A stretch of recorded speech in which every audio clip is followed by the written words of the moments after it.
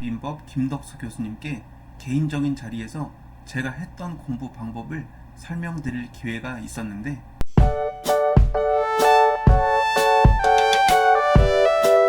비전공자이신 분들도 공인중개사 시험에 충분히 합격할 수 있습니다. 다만 시험 특성에 공부 방향과 성격을 맞추시는 게 무엇보다 중요합니다. 경력이 오래된 대부분의 강사분들이 제시해 주시는 방법이 분명히 있는데, 나만의 공부 방법, 나만의 스타일을 고집하시다가 결과가 좋지 않았던 분들을 저는 너무 많이 봤습니다. 대표적인 예로 암기가 중요하다고 해도 나는 반드시 이해를 해야지 공부를 할 수 있다 라거나, 강의 위주로 따라가는 게 필요한데 나는 책을 읽고 이론을 정독해야 공부가 되는 것 같다 라고 자신의 공부 스타일을 내려놓지 못하시는 분들이 많습니다. 이런 것들만 내려놓고 강사분들이 제시해 주시는 공부 방법대로 따라갈 수만 있다면 비전공자, 노베이스이신 분들도 충분히 합격하실 수 있다고 자신있게 말씀드립니다. 시작에 앞서 말씀드리면 얼마든지 예외는 있을 수 있고 어떤 방법으로 공부해도 합격하는 분들이 계실 겁니다. 이분들은 본 영상에서의 대상이 당연히 아니라는 점, 그리고 단순히 제 생각만 말씀드리는 게 아니라 실강, 학원에서 같이 공부했던 많은 분들의 이야기를 듣고 인강으로 공부하셨지만 저한테 상담 주셨던 많은 분들의 이야기를 들은 경험을 토대로 말씀드린다는 점 미리 안내해 드립니다. 저는 공부를 해본 적이 없기 때문에 정말 강사분들이 제시해 주시는 방법 그대로 따라서 공부를 했고, 덕분에 무난히 합격할 수 있었다고 생각합니다. 제가 들었던 방문각 민법 김덕수 교수님께 개인적인 자리에서 제가 했던 공부 방법을 설명드릴 기회가 있었는데, 교수님께서 많은 수험생분들에게 전달해달라고 말씀해 주셨을 정도로 저는 정말 시키는 대로 잘 따라서 공부했던 것 같습니다. 많은 강사분들이 공통적으로 강조해 주시는 부분들이라 특별한 내용은 없을 수 있겠지만 가장 기본적이고 중요하다고 생각하는 내용들을 본 영상을 통해 공유해 보겠습니다. 앞에서도 말씀드렸지만 우리 공인중개사 시험에 대한 특성을 파악하는 게 먼저입니다. 6과목 중 5과목이 법을 다루고 있긴 하지만 어떤 깊은 법적인 사고를 요구하는 게 절대 아니고, 부동산 학개론도 경제학적인 깊은 이해를 요구하는 시험이 절대 아닙니다. 게다가 객관식 절대평가 시험으로 60점만 넘으면 자격증을 주는 시험이기 때문에 어려운 문제, 모든 문제를 풀어야만 합격하는 게 절대 아닙니다. 자주 출제되는 쉬운 문제만 실수 없이 맞추면 되고, 이렇게 거의 매년 나오는 문제 위주로만 공부를 해도 충분히 합격 점수를 받을 수 있습니다. 사실 매년 출제되는 문제들은 누구나 몇 번 반복하면 쉽게 맞출 수 있는 형태로 나옵니다. 쉽게 예를 들어보면 과일 중에 사과가 있다 라고 출제됐던 게 사과는 과일이다, 뭐 이 정도로 바뀌어서 출제가 됩니다. 이게 많이 다르다거나 어렵다고 하면 제가 할 말이 없지만, 이걸 틀린 지문으로 출제한다면 기껏해야 사과를 토마토로 바꾸거나 양배추로 바꾸겠죠. 사실 이 정도로 출제되는 많은 문제들은 누구라도 몇 번씩 반복하면 충분히 익숙해질 수 있는 내용들입니다. 여기서 정말 문제가 어렵게 나온다면 사과를 우리가 한 번도 들어보지 못한 과일로 바꿔서 출제를 하거나, 아니면 사과는 과일일 수 있다, 이런 식으로 바뀌어서 출제가 되기도 합니다. 과일일 수 있다라는 건 과일이 아닐 수도 있다라는 거기 때문에 법 과목은 이런 형태로 틀린 지문을 출제하기도 합니다. 이렇게 말장난을 쳐버리면 정말 꼼꼼하게 공부하신 분들이 아닌 이상 틀릴 수밖에 없겠죠. 하지만 중요한 건 이런 문제들은 합격에 영향을 주지 않는다는 겁니다. 이런 식으로 어렵게만 출제가 되는 것도 아니고요.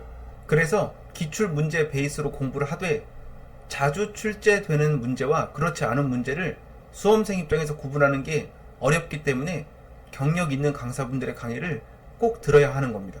특정 학원이나 강사를 선택하라고 말씀드리는 건 아니고, 경력이 오래되고 많은 수강생들이 듣는 강사분이시라면 이렇게 우리가 공부해야 할 기출문제를 잘 선별을 해주십니다. 근데 내가 학원이나 강사를 알아보고 선택하는 게 정 어렵다면 제가 얼마 전에 강사 추천 영상을 찍어 놨으니 상단에 있는 영상을 보시고 참고해 주시면 되겠습니다. 여기서 주의할 건 양이 너무 많고 교재가 두껍고 특히 강의 시간이 과도하게 긴 강사분이시라면 선택을 신중히 하시는 게 좋습니다.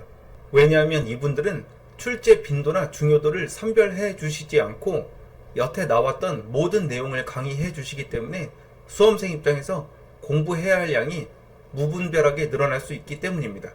그리고 앞에 깊은 이해가 필요 없다라고 말씀드린 건 우리 공인중개사 시험 과목들, 특히 법 과목들이 깊은 이해가 필요한 게 아니라 있는 그대로 받아들이고 암기해야 풀 수 있는 형태로 많이 출제되기 때문인데요. 바로 이 부분 때문에 우리 공인중개사 시험에서는 이해보다 암기가 중요하다라고 말씀드릴 수 있습니다. 그런데도 나는 꼭 이해가 되어야 암기가 편하다라고 말씀하시는 분들이 계신데 사실 그건 누구나 마찬가지입니다.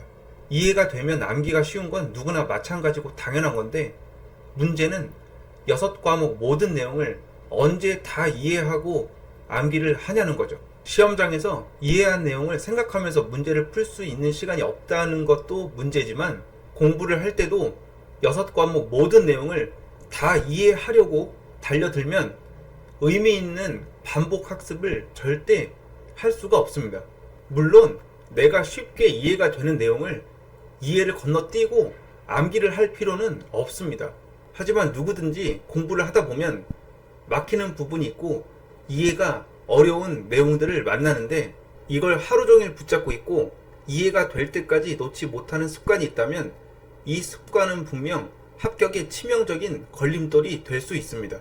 이해가 되지 않더라도 그냥 그런가 보다 있는 그대로 지문과 내용을 받아들이고 그냥 단순히 내용을 한두 번 더 읽고 과감히 넘어가실 수 있어야 합니다.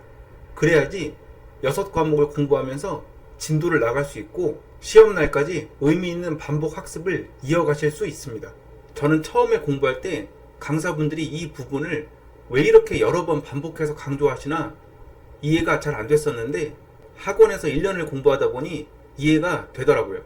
시험 날까지 본인의 공부 스타일과 본인의 공부 방법을 놓지 못하시는 분들이 생각보다 정말 많았습니다.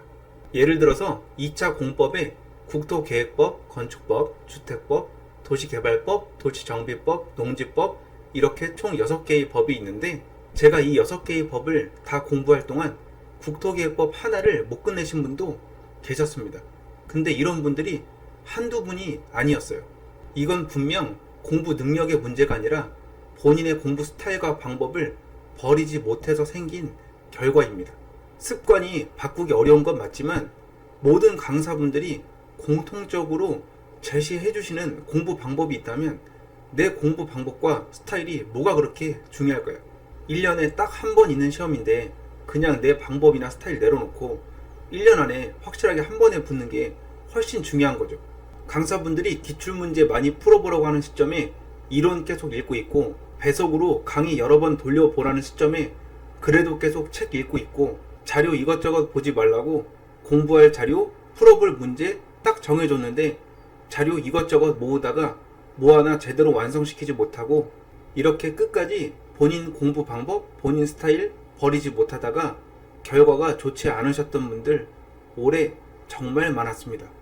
오늘 영상이 몇몇 분들에게는 많이 불편했을 수 있겠다라고 생각을 하지만 만약 올해 결과가 좋지 않으셨던 분들이라면 내년 35회 시험만큼은 각 과목 교수님들이 제시해주는 방법을 잘 따라 하셔서 꼭 합격하시고 내년 시험에 처음으로 도전하시는 분들이라면 시행착오 없이 한 번에 합격하셨으면 좋겠다는 바람에서 본 영상을 찍어 봤습니다. 오늘 말씀드렸던 내용을 정리해보면 기출문제 위주의 학습, 강의 잘 따라가기, 그리고 이해보다는 암기가 중요하다. 이렇게 크게 3가지입니다. 이 3가지만 잘 지키신다면 비전공자이신 분들도 충분히 35회 공인중개사 시험에 합격하실 수 있다고 생각합니다. 제 영상이 도움이 되었으면 좋겠고 내년 35회 공인중개사 시험에 꼭 합격하시길 진심으로 응원드립니다. 그리고 질문 댓글로 남겨주시면 제가 아는 선에서 성심성의껏 답변 드리겠습니다. 시청해주셔서 감사합니다.